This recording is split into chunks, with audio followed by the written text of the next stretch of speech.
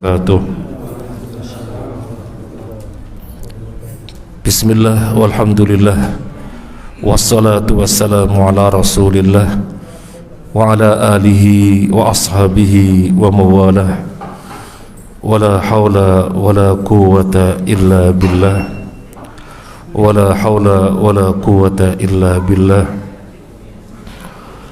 Allahumma qsim lana min khasyatika ma tahulu bihi bainana wa baina ma'siyatik wa min ta'atika ma tuballighuna bihi jannatak wa minal yaqini ma tuhawwinu alaina bihi masa'ibad dunya.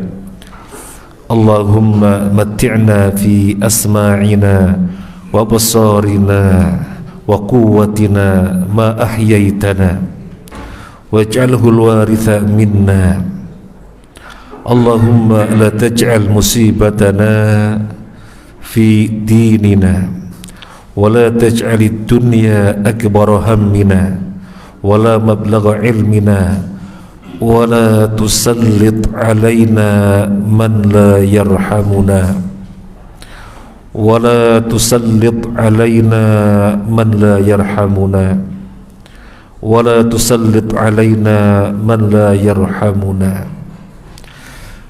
Para jemaah rahimani wa rahimakumullah, kajian kita surat Al-Anfal, surat yang ke-8, terakhir membahas ayat 4 mulai dari 42. Sekilas kita ulangi 41-nya. A'udzu billahi minasyaitonir rajim. Wa'lamu annama ghanimtum min syai'in fa anna lillahi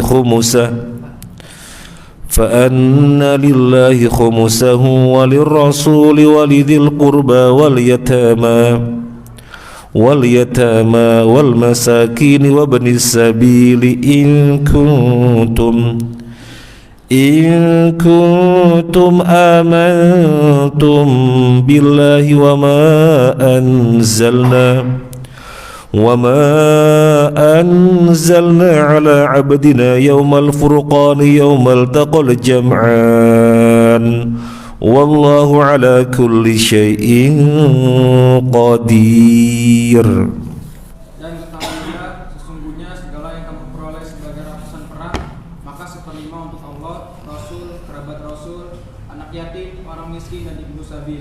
Demikian jika kamu beriman kepada Allah dan kepada apa yang kami turunkan kepada hamba kami Muhammad di hari Furqan, yaitu pada hari bertemunya dua pasukan, dan Allah Maha Kuasa atas segala sesuatu. Wa'lamu, ketahuilah bahwasanya apa yang kalian dapatkan daripada ghanimah, maka seperlimanya itu untuk Allah dan Rasulnya. Ayat ini tentang pembagian ghanimah yang sesungguhnya sudah disinggung pada awal surat.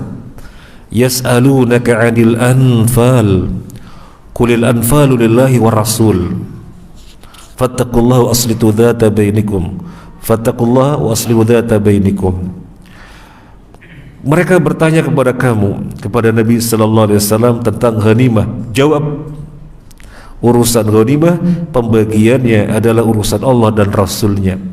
Ayat apa yang disebutkan berikutnya tidak berbicara tentang pembagian. Jadi setelah ayat yang pertama ini Allah menyatakan urusan ghanimah itu urusan Allah dan Rasulnya, bertakwa saja kepada Allah, itu urusan Allah dan Rasulnya. Dan ayat-ayat yang berikutnya tidak menyinggung masalah pembagian, tapi disebutkan tentang orang mukmin adalah begini-begini, menunaikan sholat, berzakat. Orang mukmin ini menunaikan hak-hak ini, baik hak Allah dan hak manusia. Baru sekarang disebutkan secara rinci pembagiannya.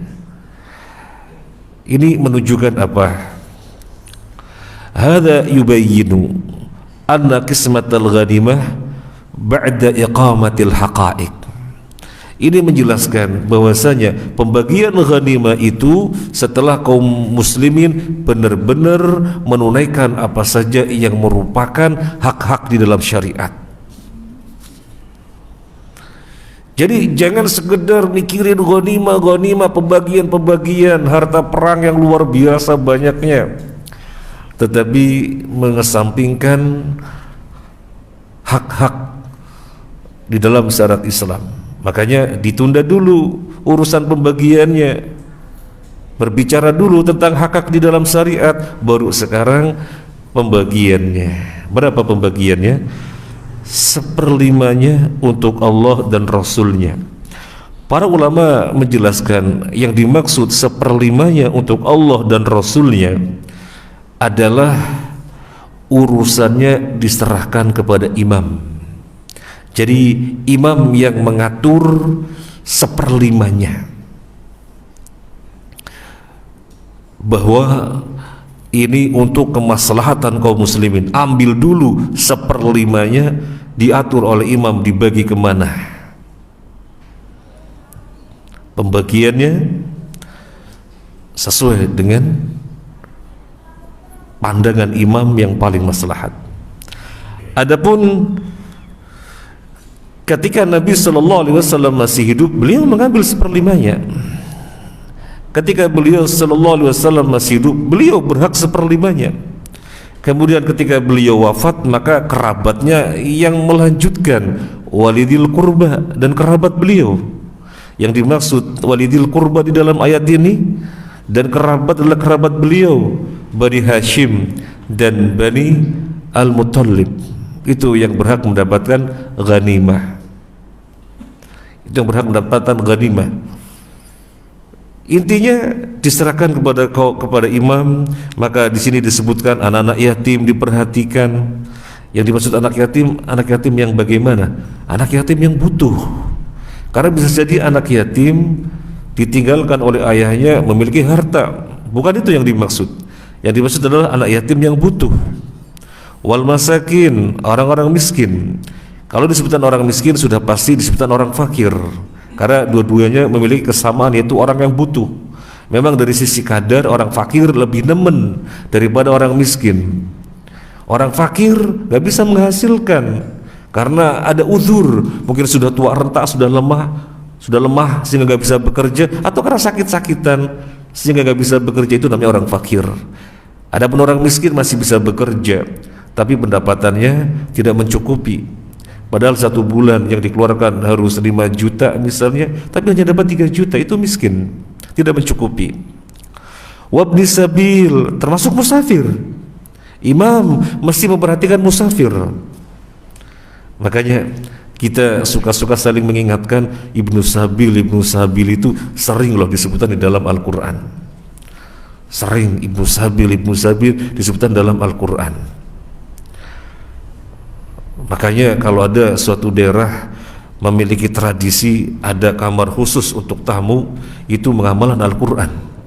Perhatian kepada Ibnu Sabil yang zaman sekarang barangkali sudah tergantikan dengan hotel. Tetapi yang namanya ajaran Islam tidak pernah berubah. Kalau secara tempat sudah tergantikan dengan hotel, tetapi perhatian kepada Ibnu Sabil tidak menjadi hilang. Maka kalau ada tamu, selama kita bisa memuliakannya, kenapa tidak? Dan jawaizuhu 3 ayam. Selama 3 hari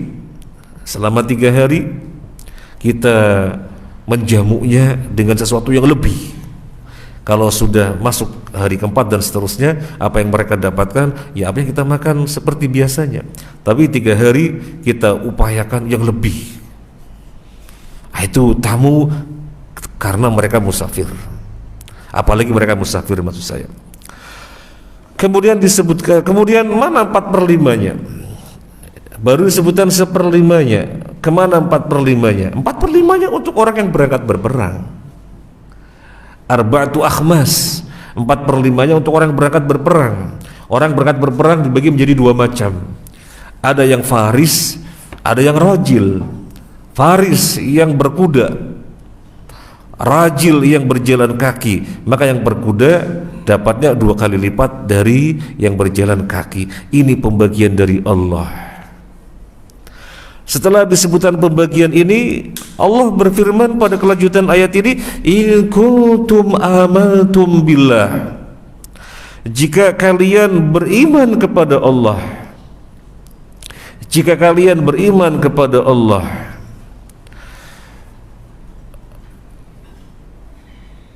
al-qismah, yaitu qismatu al-ghanimah, kurina bil iman billah.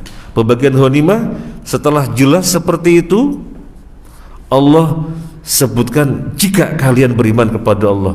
Artinya apa? Artinya apa? Keimanan itu bukan sekedar diucapkan, tetapi keimanan itu harus ada energi yang terpancarkan, yaitu ketundukan dan kepatuhan kepada Allah Azza wa Jalla. Jadi pembagian ghanimah Allah atur sedemikian rupa dan kalian mengikutinya jika kalian beriman kepada Allah. Bahwasanya keimanan melahirkan energi, dan jika keimanan kalian benar maka akan mengikuti ketentuan ini. Jadi tidak bisa orang mengatakan beriman tetapi tidak ada energi yang dipancarkan, dan energi yang dipancarkan dari keimanan berbeda-beda setiap orang dari orang yang lainnya. Yang dituntut dari kita setiap hari adalah menguatkan keimanan, dan kita melihatnya sejauh mana energi pancarannya. Kalau kita melihatnya tidak banyak yang kita perbuat, tidak banyak yang kita lakukan, ya segitulah sesungguhnya kadar keimanannya. Selain beriman kepada Allah, juga jika kalian beriman kepada wa ma anzalna ala abdina yaumal furqan, jika kalian beriman kepada apa yang kami turunkan kepada hamba kami, yang dimaksud Nabi sallallahu alaihi wasallam yaumal furqan. Al-Furqan tafsirnya Badar, Yaumal Furqan tafsirnya hari peperangan Badar. Dan apa yang kami turunkan kepada hamba kami Nabi Muhammad SAW pada hari terjadinya peperangan Badar, yaumal taqal jam'an, yaitu hari bertemunya dua pasukan. Jadi bukan saja beriman kepada Allah, tetapi juga disandingkan beriman kepada Rasul, karena sesungguhnya urusan keduanya adalah sama. Urusan keduanya adalah sama. Sehingga apa yang Nabi katakan tidak akan pernah menyelisih ketentuan Allah. Mentaati Rasul mutlak sebagaimana mentaati Allah mutlak. Sehingga gak bisa kita mengatakan gak ada kok dalam Al-Qur'annya, adanya dalam hadis saja. Terus yang gak mau, oh gak bisa. Mentaati Rasul itu mutlak sebagaimana mentaati Allah. Kalau hanya ada dalam hadis saja, dalam Al-Qur'an tidak ada, tidak jadi soal. Tidak jadi soal. Karena keimanan kepada beliau mutlak sebagaimana beriman kepada Allah mutlak. Beda kalau ketaatan kepada pemerintah tidak mutlak, dengan ditakyid, diikat, sesuai enggak dengan ketentuan Allah dan Rasulnya. Kalau sesuai, iya. Kalau enggak. Kemudian disebutkan yaumal taqal jam'an. Perang Badar adalah hari di mana dua pasukan bertemu. Emangnya dalam peperangan-peperangan yang lain dua pasukan tidak bertemu?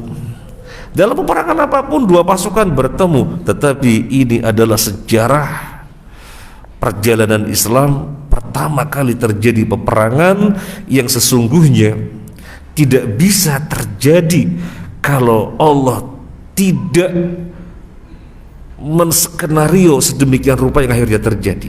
Kita akan melihat ayat yang berikutnya, bagaimana Allah menghantarkan mereka sehingga keduanya bisa bertemu. Kalau tidak Allah hantarkan pada mereka, baik muslim ataupun kafir, gak akan mungkin terjadi peperangan. Tetapi Allah mensetir mereka sehingga kemudian keduanya bertemu dan terjadilah peperangan di dalam Islam yang pertama kali. Maka disebut yaumal taqal jam'an, perang Badar, hari di mana dua pasukan bertemu. Wallahu ala kulli syai'in qadir, Dan Allah terhadap segala sesuatu Maha Kuasa. Ya gampang saja untuk mempertemukan kedua pasukan yang sesungguhnya. Mereka kalau diserahkan kepada masing-masing mereka tidak akan pernah bertemu, masing-masing menghindar. Tapi Allah setting keduanya sehingga benar-benar bertemu. Gak ada susahnya bagi Allah. Wallahu ala kulli syai'in qadir. Allah terhadap segala sesuatu berkuasa. Nah, ini penjelasannya ayat yang berikutnya. Bagaimana keduanya bisa bertemu? Ayat 42.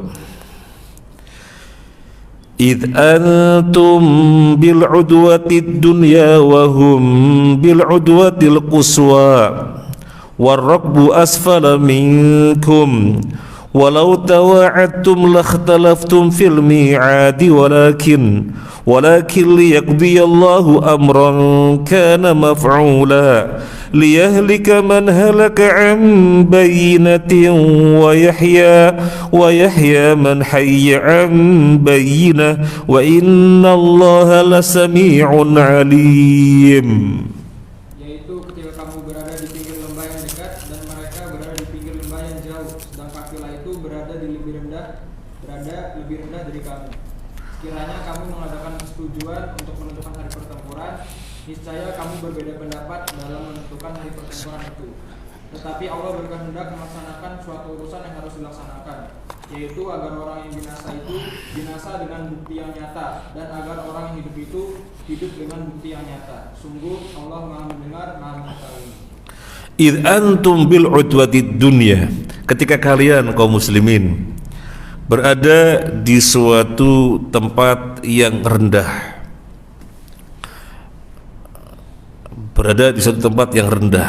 artinya lebih dekat ke laut, lebih dekat ke Madinah. Karena dataran bumi itu kan mulai dari laut kemudian ke daratan semakin tinggi gunung, paling tinggi gunung. Maka di sini ketika kalian berada di daerah yang lebih dekat kemana? Lebih dekat ke laut, yaitu lebih dekat ke laut, posisinya di Madinah. Wahum bil udwatil quswa, dan mereka Abu Sufyan dan pasukannya tempatnya lebih jauh, di dataran yang lebih tinggi. Warrakbu asfala minkum, dan kafilah yang membawa barang-barang hasil perdagangan dari Syam lebih rendah daripada kamu, jadi lebih dekat lagi posisinya ke laut. Jadi ini kafilah yang membawa perdagangan, hasil perdagangan di Syam yang akan dibawa ke Mekah, kaum muslimin di atasnya dan orang-orang kafir lebih tinggi lagi.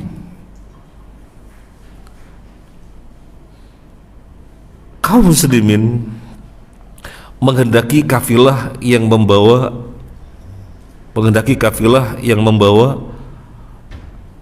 perdagangan, barang-barang perdagangan.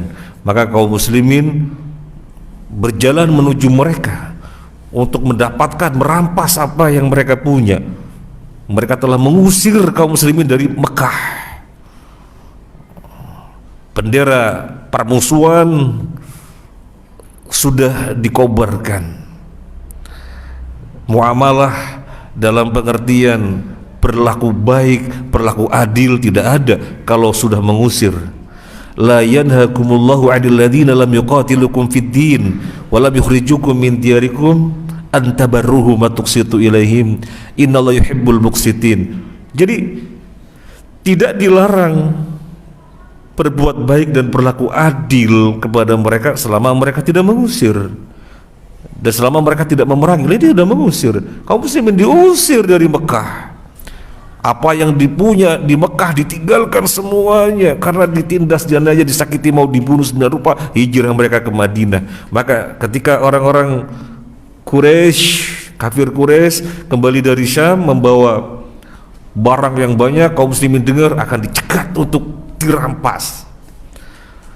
Nah, pasukan Abu Sufyan yang sudah di tempatnya lebih tinggi lagi, dia mendengar Kaum muslimin lagi menuju kafilah yang bawa barang-barang. Oh, jangan sampai barang-barang dirampas, jangan. Jadi bergegas menuju ke rombongan kafilah yang membawa barang untuk menghindarkan perampasan. Terjadilah pertemuan di situ. Karena Allah menghendaki demikian. Ini yang dimaksud dengan yaumal taqal jam'an. Hari bertemunya dua pasukan. Walau tawa'adtum lakhtalaftum fil mi'ad, kata Allah.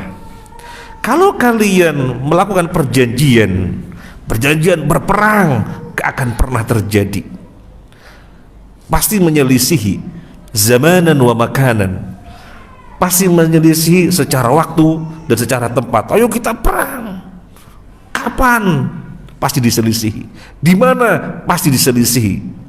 Karena keduanya menghindarkan diri jangan sampai terjadi peperangan.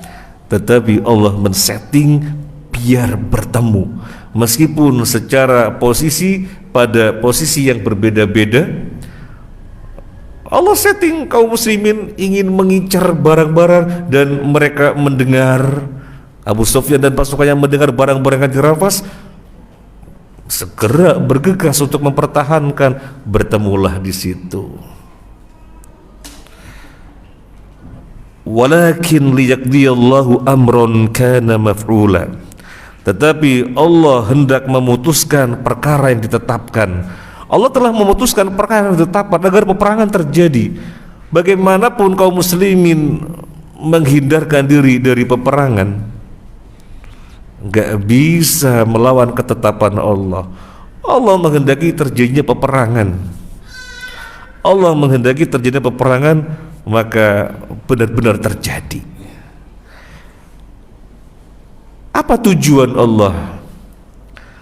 Biar peperangan terjadi, liyahlika man halaka an bayyinatin wa yahya man hayya an bayyinah. Biar orang-orang yang batil binasa, dan agar nyata kaum muslimin tahu bahwa keberadaan mereka di atas hak. Allah tolong, Allah jayakan, Allah jadikan mereka berwibawa dan ditakuti oleh seluruh umat manapun. Ini tujuannya. Maka Allah setting agar benar-benar terjadi peperangan. Wa innallaha lasami'un alim. Allah Maha mendengar dan Allah Maha mengetahui apa yang sesungguhnya ada dalam hati-hati kaum muslimin. Allah tahu persis, menghindarkan dari peperangan, bisikan-bisikan mereka dalam hati seperti itu. Allah tahu, Allah mengetahui persis. Jadi Allah tidak mengatakan kepada kaum muslimin, ukhruju lil qital, keluarlah kalian untuk peperangan. Gak mengatakan demikian. Pasti semuanya lari, pasti semuanya datang kepada Nabi, ya Rasulullah idzan lana indana udzur, ya Rasulullah izinkanlah kami ada udzur sehingga kami tidak bisa ikut berperang. Pasti semuanya begitu. Tetapi Allah tidak mengatakan begitu. Allah langsung men-setting sehingga terjadi yaumal taqal jam'an, bertemu dua pasukan tersebut. Kemudian ayat yang berikutnya 43, idh yurikahumullahu fi manamika qalila walau arakahum katsiran lafashiltum wa latanaza'tum fil amr walakinallaha sallam innahu alimun bidzatis sudur. Ingatlah ketika Allah memperlihatkan mereka di dalam mimpimu berjumlah sedikit, dan sekiranya Allah memperlihatkan mereka berjumlah banyak, tentu kamu menjadi gentar dan tentu kamu akan berbantah-bantahan dalam urusan itu. Tetapi Allah telah menyelamatkan kamu. Sungguh Allah Maha mengetahui apa yang ada dalam hatimu. Idh yurikahumullahu fi manamika qalila. Ingatlah tatkala Allah memperlihatkan mereka pasukan musuh di dalam mimpimu jumlahnya hanya sedikit. Ru'yah di sini ru'yah manamiyah. Ru'yah melihat, manamiyah tidur. Jadi maksudnya melihat dalam tidur mimpi. Nabi bermimpi, mimpinya diperlihatkan pasukan yang dihadapinya itu jumlahnya cuma sedikit. Ini khasah lin Nabi sallallahu alaihi wasallam. Diperlihatkan semacam ini khusus untuk Nabi sallallahu alaihi wasallam, karena mimpinya Nabi atau yakidohnya Nabi, meleknya Nabi adalah wahyu dari Allah. Kenapa Nabi diperlihatkan mimpi semacam itu? Liyatma'inna nafsuhu, biar jiwa beliau menjadi tenang. Kenapa? Karena Nabi suka memberi kabar gembira kepada para sahabatnya. Maka Allah perlihatkan dulu dalam mimpi sehingga Nabi jiwanya lebih tenang, kemudian beliau memberikan kabar gembira kepada para sahabatnya. Musuh jumlahnya cuma sedikit. Musuh jumlahnya cuma sedikit. Walau arakahum katsira lafashiltum walatanazza'tum fil amri. Kalau Allah melihatkan kepada kamu, maksudnya kepada Nabi sallallahu alaihi wasallam di dalam mimpinya, jumlahnya banyak, musuhnya jumlahnya banyak, apa yang terjadi? Lafashiltum, niscaya yang terjadi adalah juban. Apa juban? Mahasiswa, apa juban? Pengecut, lari, takut. Diperlihatkan dalam mimpi, jumlahnya banyak, wah, bisa kecil nyali. Lafashiltum walatanazza'tum fil amri, dan yang terjadi di antara para sahabat perselisihan. Waduh, gimana, masing-masing berbicara, cari alasan gimana bisa menghindar. Itu yang terjadi. Kalau Nabi di dalam mimpinya diperlihatkan jumlah mereka besar, tetapi itu tidak Allah lakukan. Allah memperlihatkan di dalam mimpinya Nabi sallallahu alaihi wasallam jumlahnya cuma sedikit,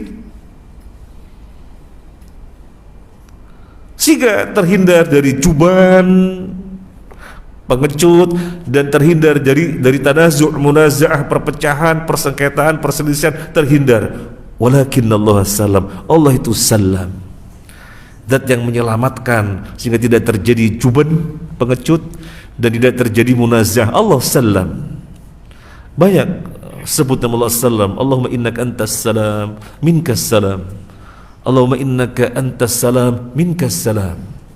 Allah zat yang selamat dan zat yang menyelamatkan, sehingga tidak ada juban di antara, tidak ada juban pada diri muslim, dan tidak ada perselisihan di dalam perkara menghadapi musuh. Tidak ada. Allah salam. Innahu alimum bidatis sudur. Allah mengetahui apa yang ada dalam dada-dadanya kaum muslimin. Allah tahu persis. Makanya Allah tidak katakan ukhruju lil qital, enggak. Allah tidak katakan demikian, ayo keluar untuk berperang, enggak. Tapi disetting sedemikian rupa sehingga benar-benar terjadi peperangan.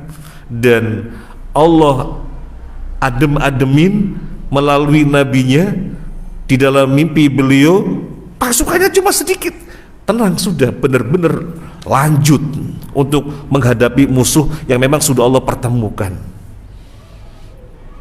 Kemudian ayat yang berikutnya, wa idh yurikumuhum idhil taqaitum fi a'yudikum qalila wa yuqallilukum fi a'yudihim liyaqdiyallahu amran kana maf'ula wa ilallahi turja'ul umur. Dan ketika Allah memperlihatkan mereka kepadamu ketika kamu berjumpa dengan mereka berjumlah sedikit menurut penglihatan matamu, dan kamu diperlihatkannya berjumlah sedikit menurut penglihatan mereka, itu karena Allah berkehendak melakukan suatu urusan yang harus dilaksanakan. Hanya kepada Allah segala urusan dikembalikan. Insyaallah. Allahu Akbar. Dan ingatlah ketika Dia Azza wa Jalla memperlihatkan mereka kepada kalian jumlahnya cuma sedikit, dan kalian diperlihatkan pada mereka jumlahnya juga cuma sedikit. Ini memperlihatkan apa? Ini memperlihatkan apa? Yang pertama, Allah memperlihatkan kepada Nabi ru'yah manamiyah. diperlihatkan dalam mimpi. Yang ini bukan ru'yah manamiyah, ru'yatul ain, melihat nyata.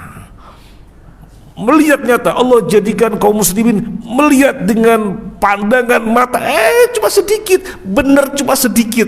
Apa yang dikatakan Nabi, di mana Nabi di dalam mimpinya diperlihatkan cuma sedikit, memang cuma sedikit. Pada saat yang sama, orang-orang kafir Quraisy juga diperlihatkan kaum muslimin di hadapan mereka cuma sedikit. Lah, muslim cuma sedikit. Maka apa yang terjadi? Apa yang terjadi? Masing-masing merasa berani untuk maju. Muslim lebih berani lagi untuk maju karena jumlahnya cuma sedikit. Demikian juga orang kafir merasa lebih berani lagi melihat musuh cuma sedikit. Liyaqdiyallahu amran kana maf'ula. Yang demikian itu karena Allah hendak menyelesaikan suatu urusan yang telah ditetapkan. Apa urusan satu ditetapkan di atas tadi? Liyahlika man halaka an bayyinah wa yahya man hayya an bayyinah.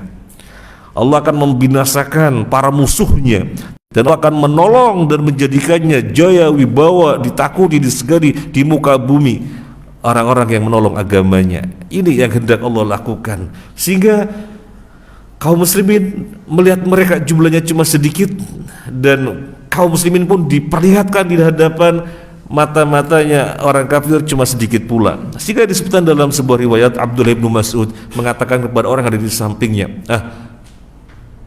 jumlahnya 70. Kata Abdullah bin Mas'ud, ini jumlahnya cuma 70. Kawannya bilang, enggak, 100. Ini 100. Allahu Akbar. Padahal jumlah mereka berapa? 1000. Jumlah mereka 1000. Di dalam perkiraannya Abdullah bin Mas'ud radhiyallahu anhu, 70? Oh enggak, 100. 70? Enggak, 100. Padahal kenyataannya adalah 1000. Liyaqdiyallahu amran kana maf'ula.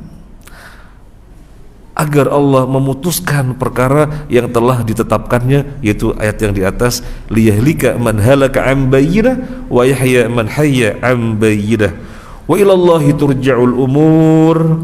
Dan kepada Allah lah segala urusan dikembalikan. Gak ada yang susah bagi Allah. Gak ada yang susah bagi Allah.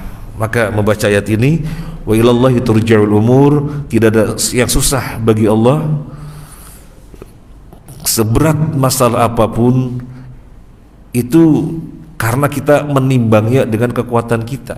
Bagi Allah sangat kecil. Innallaha ala kulli syai'in qadir. Ni'mal maula wa ni'man nasir. Cukup kita memperkuat keimanan kita. Tapi memang ini teori yang gampang diucapkan. Cukup kita meningkatkan keimanan kita, tetapi untuk meraihnya benar-benar butuh riyadhah. Untuk meraihnya benar-benar butuh latihan terus dan terus. Sepanjang hidup kita berlatih meningkatkan keimanan kita bahwasanya segalanya kalau sudah Allah yang menghandle, mengurus, selesai semuanya. Ni'mal maula, sebaik-baiknya zat yang mengurus, wa ni'man nasir, dan sebaik-baiknya zat yang menolong.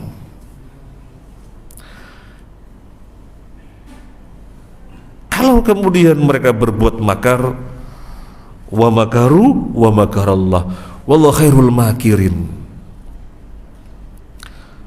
Kadang-kadang kaum muslimin, para duat sunnah, tidak melakukan atau tidak mengatakan sesuatu yang kemudian dituduhkan, tapi kemudian dicari bahwasanya ini loh ada rekamannya, padahal bukan demikian. Sekilas saja diikuti, oh maksudnya bukan demikian, tetapi kemudian kenapa framingnya jadi berubah dan disiarkan di TV, di Facebook dan yang lainnya dengan judul yang macam-macam judulnya. Intinya maknanya seorang ustadz melecehkan makam-makam para leluhur. Enggak, kata-katanya enggak begitu. Di dalam ceramahnya narasinya enggak begitu. Kenapa jadi berubah? Ya sudahlah. Wa makaru wa makarallah wallahu khairul makirin. Wa ilallahi turja'ul umur. Segala sesuatu dikembalikan kepada Allah. Kaum muslimin jumlahnya sedikit, secara kalkulasi tidak akan menang menghadapi orang kafir Quraisy yang jumlahnya 1000, nggak akan menang. Tetapi Allah men-setting sehingga kaum muslimin yang tidak siap menjadi siap dan menjadi sangat berani. Dengan cara bagaimana? Musuh-musuhnya diperlihatkan cuma sedikit, 1000 sesungguhnya. Diperlihatkan dalam pandangannya Abdullah bin Mas'ud cuma 70, di dalam pandangan kawannya cuma 100. Sehingga menjadi lebih tenang dan maju dan maju. Dan kita juga mengetahui Allah memiliki sifat Al-Latif. Biasanya diterjemahkan dengan zat yang maha lembut. Al-Latif biasanya diterjemahkan dengan zat yang maha lembut. Itu maksudnya bagaimana? Allah mengkondisikan kita tanpa kita mengetahuinya. Sesungguhnya kita dihantarkan kepada sebuah solusi tanpa kita merasa. Itu Al-Latif. Pernah kita sampaikan contohnya begini. Nelayan naik perahu sampan, mancing dan sebar jala. Pancingnya tertarik kuat, dikiranya ikan. Begitu diangkat, botol air mineral. Ya, botol air mineral.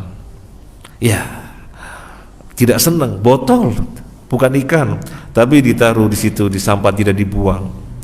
Kemudian sampan berjalan, tiba-tiba kok airnya banyak. Oh, bocor. Dikuras, tapi ya namanya bocor ya, terus masuk air. Botol ini bisa dimanfaatkan. Disumbat itu lubangnya, jadi nggak bocor lagi. Allah mengirimkan botol aqua, bukan botol aqua, botol air mineral ya. Allah mengirimkan botol air mineral. Ternyata itu Allah setting untuk kemaslahatan dia. Allah Al-Latif. Jadi kita banyak bersandar kepada Allah. Wa ilallahi turja'ul umur. Kemudian sekarang ayat yang berikutnya, ayat 45. Ya ayyuhalladzina amanu idza laqitum fi'atan fathbutu wadhkurullaha katsiran la'allakum tuflihun. Wahai orang-orang yang beriman, apabila kamu bertemu pasukan musuh, maka berteguh hatilah dan sebutlah nama Allah sebanyak-banyak, berzikir dan berdoa agar kamu beruntung. Para jamaah rahimani wa rahimakumullah. Baik.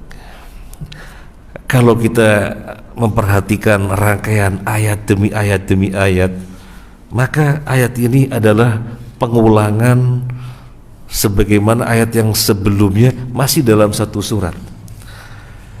Ayat ini sudah disebutkan pada ayat 15 dan 16. Bagaimana agar berperang menang. Dan sebelumnya sudah Allah berikan pertolongan. Mereka dijadikan ngantuk di dalam berperang. Ngantuk itu berarti kenyamanan, hilang rasa gundah, gulana, gelisah dan hilang, jadi benar-benar tenang. Kemudian Allah turunkan hujan yang menjadikan mereka yang awalnya bingung dan hinggapi was-was, gimana ente terus berperang, ente lo junub gimana? Allah turunkan hujan sehingga bisa mandi dari hadas besar menjadi tenang. Kemudian hujan menjadi tanahnya menjadi nyaman untuk berjalan yang sebelumnya susah untuk dilalui kaki atau kuda.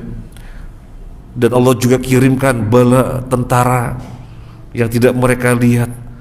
Kemudian Allah berfirman, kalau kalian di dalam peperangan yang berkecamuk, jangan mundur.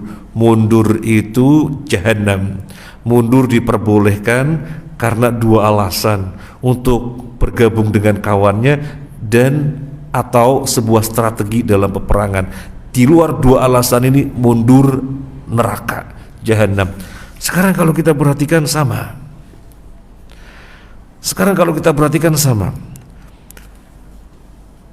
Pada ayat-ayat yang sebelumnya Allah menenangkan kaum muslimin,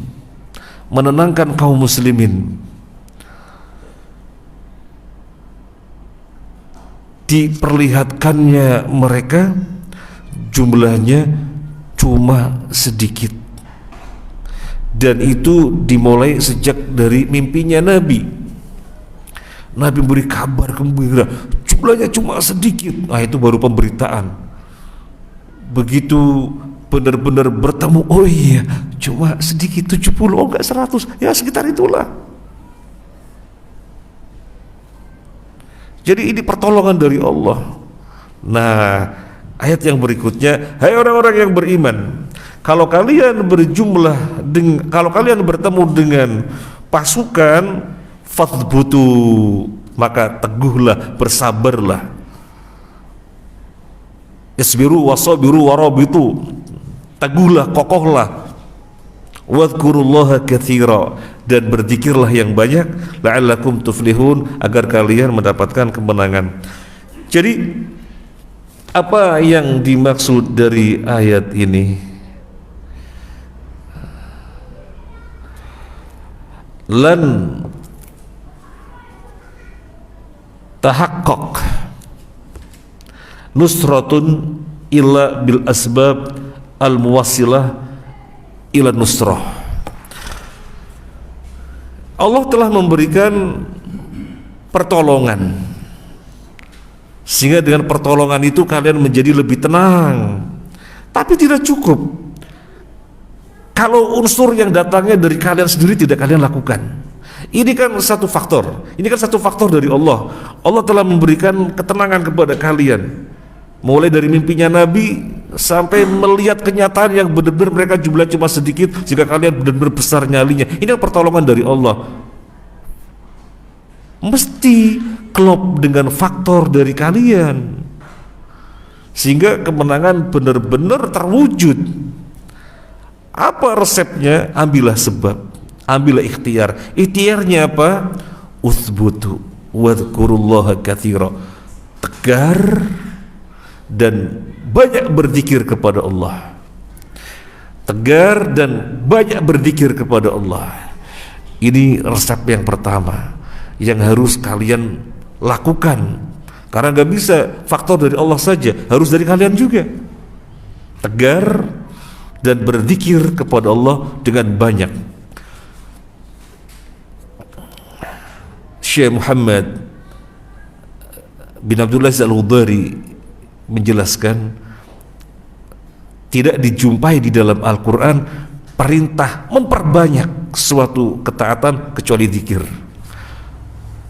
Nggak ada perintah bentuk-bentuk ketaatan di dalam Al-Quran yang dengan redaksi perbanyaklah, kecuali ketaatan yang berupa zikir. Ada 10 kali di dalam Al-Quran dijumpai perintah berbanyaklah berzikir. Wadhkurullaha katsira, berzikirlah kepada Allah dengan banyak. Berzikirlah kepada Allah dengan banyak. Apa faktor yang berikutnya? Biar klop, Allah telah memberikan kekuatan berupa nenang-nenangin, ketenangan. Sekarang dari kalian kaum muslimin, lakukan sebab-sebab al-muwassilah ila nusrah, yang bisa menghantarkan kepada kemenangan, sehingga kemenangan benar-benar diraih. Tegar dengan berzikir sebanyak-banyaknya. Yang berikutnya ayat 46, wa ati'ullaha wa rasulahu wa la tanaza'u fatafshalu wa tadhhaba rihukum wasbiru innallaha ma'as sabirin. Dan taatilah Allah dan Rasulnya, dan janganlah kamu berselisih yang menyebabkan kamu menjadi gentar dan kekuatanmu hilang, dan bersabarlah, sungguh Allah beserta orang-orang. Faktor yang berikutnya agar kemenangan benar-benar bisa diraih setelah Allah nenang-nenangin adalah taati Allah dan Rasulnya. Ini syarat mutlak untuk meraih kemenangan. taatilah Allah dan Rasulnya. Wala tanaza'u, ini hasilnya. Kalau mentaati Allah dan Rasul secara mutlak, gak akan terjadi perpecahan pada tubuh kaum muslimin. Terjadi perpecahan pada tubuh kaum muslimin, fatafshalu wa tadhhabari hukum, yang menjadikan kekuatannya kalah melemah, ya karena tidak taat pada Allah dan Rasulnya. Maka ini faktor yang harus ada pada kalian, yang harus ada pada kaum muslimin. Taati Allah dan Rasulnya secara mutlak. Kan sudah ada contohnya pada zaman Nabi Daud masih sekitar umur 10-an tahun. Seorang nabi yang diutus ketika itu menyampaikan pesan dari Allah kepada raja yang bernama Talut, yang akan berhadapan raja besar raksasa yang namanya Jalut. Apa kata seorang nabi ketika itu? Nanti dalam perjalanan akan mendapati sungai, jangan sampai ada kaum muslimin yang memanfaatkan airnya kecuali 1 cibuk saja, jangan lebih. Apa yang terjadi? Benar, mendapatkan sungai, kebanyakan kaum muslimin tidak memenuhi perintah nabinya, tidak mematuhi himbauan agar memanfaatkan 1 cibuk saja. Mereka menggunakan akalnya. Dalam tafsir Esarut Tafasir, Syekh Abu Bakar Al-Jazairi menyebutkan ketika itu terik panas luar biasa, sehingga dengan akalnya, kok cuma 1 cibuk, nggak logis. Kita mau perang ya harus kuat dong fisik kita, kok 1 cibuk? Sehingga mereka memanfaatkan lebih dari itu, mandi dan yang lainnya, sehingga bukan sekedar 1 cibuk. Kemudian perjalanan dilanjutkan, melihat Jalut dengan pasukan yang besar. Apa yang terjadi? Orang-orang yang tidak memenuhi perintah nabinya, ketentuan Allah, mereka mengatakan, oh besar sekali, lari semuanya, kecil nyalinya. Tetapi yang memenuhi perintah nabinya, himbauan dari Allah Azza wa Jalla, perintah dari Allah Azza wa Jalla, 1 cibuk saja yang jumlahnya cuma sedikit yang mematuhi. Melihat jumlah yang sangat besar, mereka tetap tegar dan mengatakan, kam min fi'atin qalilatin ghalabat fi'atan katsiratan biidznillah wallahu ma'as sabirin. Betapa banyak pasukan yang kecil bisa mengalahkan pasukan besar dengan izin Allah. Akhirnya menang itu peperangan oleh jumlah yang sedikit, bukan oleh jumlah yang banyak. Jumlah yang banyak ngacir pergi. Nah ini makanya faktor yang sangat penting, syarat mutlak taati Allah dan Rasulnya, sehingga tidak terjadi perselisihan yang itu menghilangkan kekuatan, yang itu melemahkan kekuatan. Apa faktor yang berikutnya? Wasbiru, bersabarlah. Yang pertama banyak berzikir, yang kedua taati Allah dan Rasul secara mutlak, yang ketiga bersabar. Bersabar. Makanya pada ayat yang sebelumnya disebutkan, sisi dari Allah sudah Allah turunkan, mereka dijadikan tidur, dijadikan ngantuk di dalam peperangan. Allah turunkan hujan, Allah kirimkan malaikat. Sudah, sekarang dari sisi kalian apa? Kalau berkecamuk nanti bersabar, jangan mundur. Sabar itu penting sekali. Sabar itu penting sekali. Sabar. Selama musuhnya cuma 2, hadapi. Boleh lari kalau lebih dari 2. Selama musuhnya cuma 2, hadapi terus. 5, lari.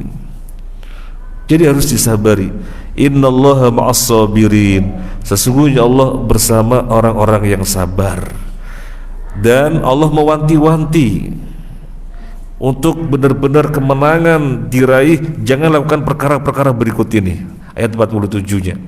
Jangan lakukan perkara berikut ini. Wala takunu kalladzina kharaju min diyarihim batara wa ria'an nas wa yasudduna an sabilillah wallahu bima ya'maluna muhit. Dan janganlah kamu seperti orang-orang yang keluar dari kampung berhalang-halangannya dengan rasa angkuh dan ingin dipuji orang, ria, serta menghalang-halangi orang dari jalan Allah. Allah meliputi segala yang mereka kerjakan. Jangan lakukan ini. Allah sudah memberikan ketenangan sehingga kalian merasa lebih kuat dan lebih termotivasi. Sekarang dari sisi kalian, setelah banyak berzikir, taati Allah dan Rasul secara mutlak dan bersabar, jangan lakukan ini. Keluar menuju medan perang karena sombong. Jangan sekali-kali ada perasaan sombong, dirinya bisa begini, dirinya hebat, dan jangan sekali-kali wari'an nas, dan karena ria pengen dipuji, jangan. Wa yasudduna an sabilillah, dan menghalang-halangi orang dari jalan Allah, jangan. Itu nanti akan menjadi kendala. Nusroh tidak bisa diwujudkan, kemenangan tidak bisa diwujudkan. Jangan sekali-kali pernah menghalang-halangi jalan Allah. Gimana kita pengen kaum muslimin jaya? Lo faktor untuk meraih kejayaan berupa sampaikan ilmu, biar kaum musliminnya paham dengan agamanya, malah dilarang kajian-kajiannya. Itu namanya menghalang-halangi jalan Allah. Gimana bisa jaya? Jangan pernah melakukan ini. Keluar ke medan perang dengan sombong, riya, pengen dipuji, juga menghalang-halangi manusia dari jalan Allah. Terjadi pada Abu Jahal, dan terkait dengan peperangan ini. Wa indama ta'akkada Abu Sufyan min salamati al-qafilah, arsala ila zu'ama'a Quraisyin wa huwa bil Juhfah yukhbiruhum binajatihi wal qafilah wa yatlubu minhum al-audah ila Makkah ila ana Abu Jahl qama faqala wallahi la narji hatta narida badran fanuqimu biha thalathan fananharu al-juzur wa nut'imu at-ta'am wa naski al-khamr wa ta'zif lana al-qayyan wa tasma'u bina al-arab wa bimasirina wa jam'ina fala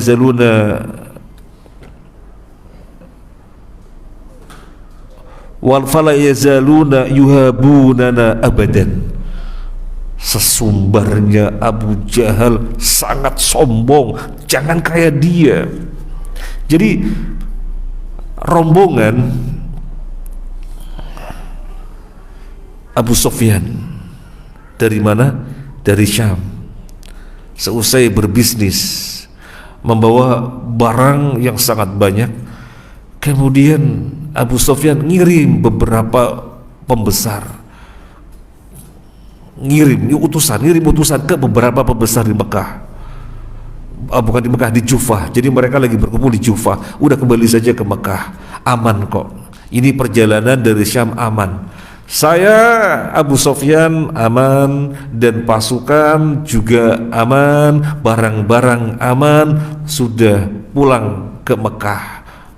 Gak usah berjaga-jaga lagi di Jufah. Jufah kan dekat Madinah. Sudah pulang.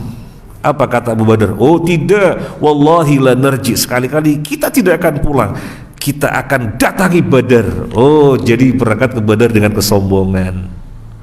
Kita akan datangi Badar, kita akan berada di Badar 3 hari 3 malam. Kita di sana akan menyembelih onta, kita di sana akan minum-minum khamr, kita di sana akan mendengarkan biduanita menyanyi, biar orang Arab semuanya tahu bahwasanya kita ini hebat, sehingga mereka takut kepada kita selama-lamanya. Kurang lebih artinya begitu. Jangan seperti itu. Kekuatan, kehebatan itu dari Allah. Adapun senjata dan yang lain-lainnya itu sekedar wasilah. Jangan pernah melakukan ini. Sombong dan riya. Dan berbicara tentang sombong, nanti dijabarkan lagi di dalam tafsir itu ya, panjang. Intinya adalah jangan pernah meremehkan orang lain meskipun tidak sehebat dirinya atau tidak memiliki sesuatu sebagaimana dirinya, dan jangan pernah menolak kebenaran. Nah, ini pengertian sombong. Kalau kaum muslimin pengen ditolong oleh Allah, pengen dijayakan, diwibawakan sebagaimana para pendahulunya, menguasai bumi 2/3-nya dari dataran timur sampai barat, dari barat sampai timur. Jangan pernah melakukan ini. Kalau kemudian yang hak mereka nggak mau menerima, namanya sombong. Mereka itu kayak mangkel banget kalau dengar kata-kata sunnah gitu ya. Padahal istilah sunnah dan istilah dari Nabi sallallahu alaihi wasallam. Mereka itu kayak apa namanya, kalis itu apa ya? Alergi banget kalau mendengar kata bid'ah. Kemudian akhirnya menolak yang hak. Gimana mau dijayakan oleh Allah? Ini jangan pernah melakukan kalau pertolongan dari Allah benar-benar terwujudkan menjadi sebuah kemenangan. Jangan pernah melakukan ini. Lakukanlah, banyak berzikir, taati Allah dan Rasulullah secara mutlak, dan sabar. Ini yang bisa kita sampaikan, semoga bermanfaat. Wassallallahu ala Muhammadin wa ala alihi washabihi ajma'in walhamdulillahi rabbil alamin. Assalamualaikum warahmatullahi wabarakatuh.